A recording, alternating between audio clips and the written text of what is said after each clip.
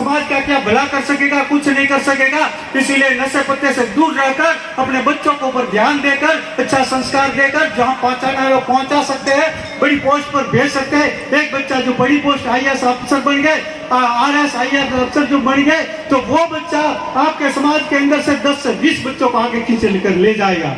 तो आप उनको सपोर्ट करके उन बच्चों को आगे बढ़ाए।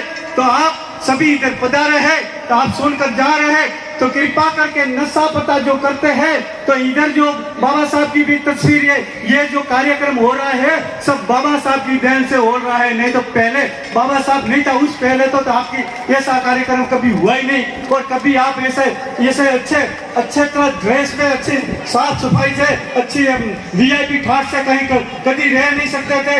उन टाइम का वो टाइम अलग था। तो ये बाबा साहब की देन से सब कुछ हो रहा है। तो बाबा साहब ने जो सिद्धांत बताया है, बाबा साहब ने जो रास्ता बताया है, वो रास्ते पर आप चलकर आगे बढ़ोगे तो ये आप आगे बढ़ पाओगे। नहीं तो दूसरे रास्ते पर चले गए तो बीच में से आप वापस आ जाओगे या खड्डे में चले जाओगे।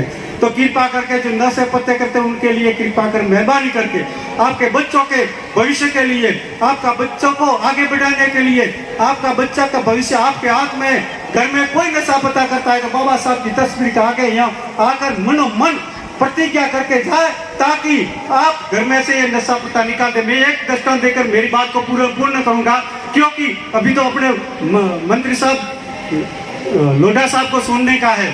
तो जो एक विद्यार्थी था, ये नशे पत्ते की बात को कहकर मैं छोड़ दूंगा।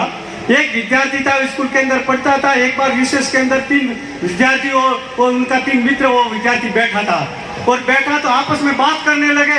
तो एक कहता है मैं बड़ा कर पढ़ कर लिख कर आगे बढ़ूंगा, मैं कलेक्टर बनूंगा। तो दूसरा कहता है मैं क्या है वकील बनूंगा। तीसरा कहता है मैं SDM बनूंगा।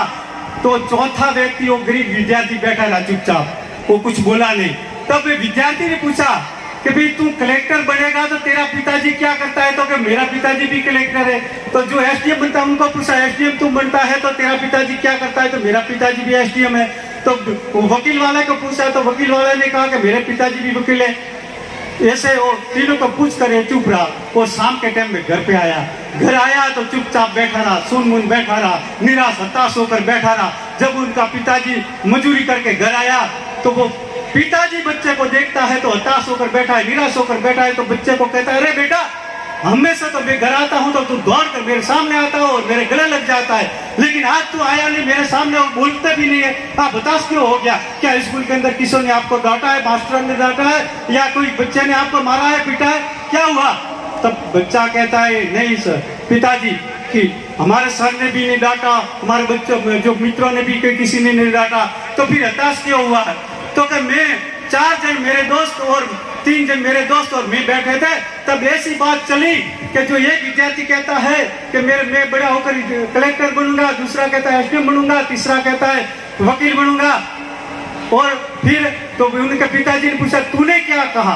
तो कि मैं चुप रहा। तो क्यों चुप रहा? तो मैंने सोचा कि जो कलेक्टर बनता है उनका पिताजी कलेक्टर है, जो SDM बनता है उनका पिताजी SDM है, जो वकील बनने की चाह रखता है उनका पिताजी वकील है।